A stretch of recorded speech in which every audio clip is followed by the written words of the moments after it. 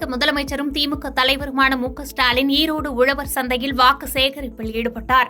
ஈரோடு நாடாளுமன்ற தொகுதி தேர்தல் பிரச்சாரத்திற்காக ஈரோடு வருகை தந்த முதலமைச்சர் மு.க.ஸ்டாலின் இன்று சம்பத் நகரில் உள்ள உழவர் சந்தைக்கு வருகை தந்தார். அங்கு ஒவ்வொரு பகுதியாக சென்ற அவர் ஈரோடு நாடாளுமன்ற தொகுதியில் போட்டியிடும் திமுக வேட்பாளர் பிரகாஷிற்கு ஆதரவாக வாக்கு சேகரிப்பில் ஈடுபட்டார். அப்பொழுது ஏராளமான ஆண்களும் பெண்களும் முதலமைச்சருடன் கைகுலுக்கி செல்ஃபி எடுத்துக் கொண்டனர். சிலர் எலுமிச்சம்பழங்கள், வாழைப்பழங்கள் போன்ற கனி வகைகளை அவருக்கு பரிசாக வழங்கினர்.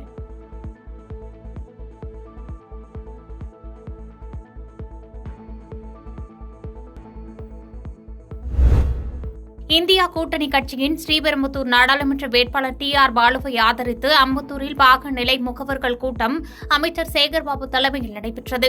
இதில் திமுக அமைப்பு செயலாளர் ஆர்.எஸ். பாரதி உள்ளிட்ட பலர் பங்கேற்ற நிலையில் திமுகவிற்கு வாக்களிக்கும்படி உதயசூரியன் சின்னத்திற்கு அமைச்சர் சேகர்பாபு ஆதரவு திரட்டினார். இதன் பின்னர் செய்தியாளர்களிடம் பேசிய ஆர்.எஸ். பாரதி, இந்தி எதிர்ப்பு திட்டம் பிஞ்சு போன செருப்பு என கூறிய அண்ணாமலை விமர்சனத்திற்கு மக்கள் பதில் கூறுவார்கள் என காட்டமாக பதிலளித்தார்.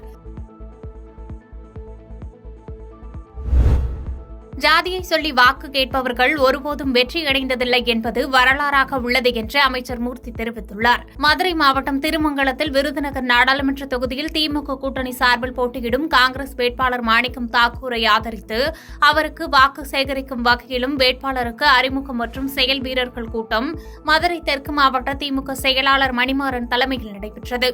இக்கூட்டத்திற்கு சிறப்புரையாற்றிய அமைச்சர் மூர்த்தி, ஜாதி சொல்லி வாக்கு கேட்டவர்கள் வெற்றியடைந்ததாக வரலாறு கிடையாது, எல்லோருக்கும் எல்லாம் கிடைக்க செய்வோம் என்ற திராவிட இயக்கத்தை போற்றும் தமிழக முதலமைச்சர் மு.க.ஸ்டாலின் ஆதரவளித்த இந்தியா கூட்டணியின் காங்கிரஸ் வேட்பாளர் மாணிக்கம் தாக்கூரை 60,000 வாக்குகள் வித்தியாசத்தில் வெற்றி பெற செய்வோம் என்று உறுதியளித்தார்.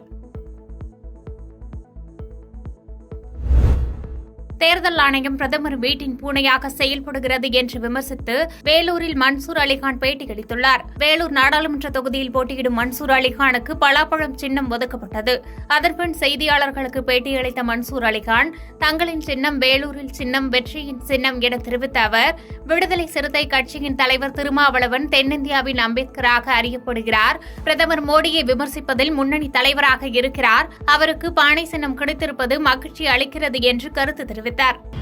அதுதான் தேர்தல் ஆணையம் மோதி வெட்டு பூனையமாக இருக்கிறது. அது மிகவும் கண்டிக்கத்தக்கது. விடுதலை சிறுத்தைகள் என்பது ஒரு அம்பேத்கரின் பேனா முனையாக இன்று தென்னிந்தியாவின் அம்பேத்கராக அறியப்படுகிறார்.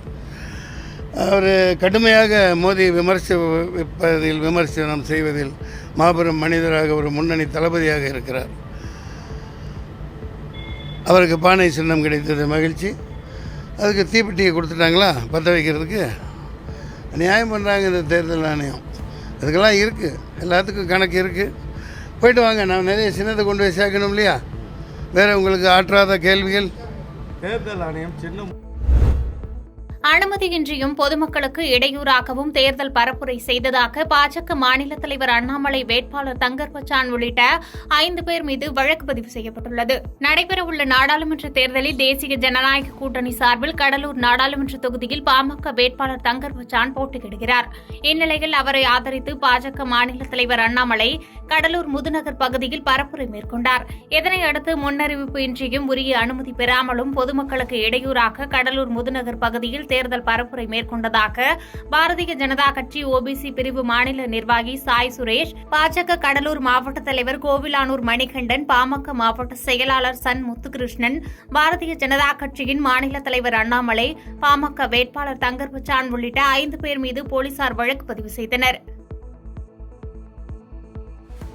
பாதகம் செய்பவரை கண்டால் நாம் பயங்கொள்ளலாகாது பாப்பா, மோதி மிதித்து விடு பாப்பா, அவர் முகத்தில் உமிழ்ந்து விடு பாப்பா.